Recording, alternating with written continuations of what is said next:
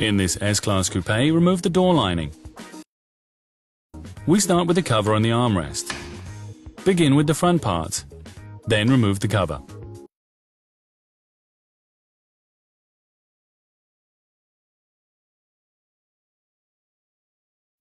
Under the cover there are 3 screws. Unscrew them all.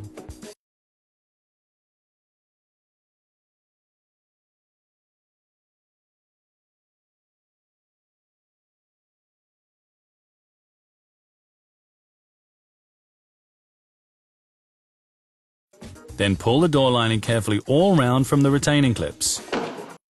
Then lift the lining up and take it off.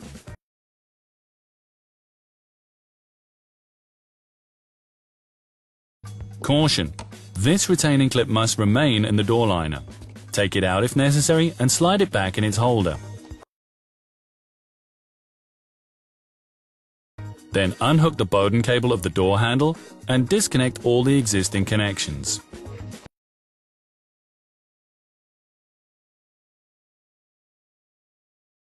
The removal is finished. Installation is in the reverse order.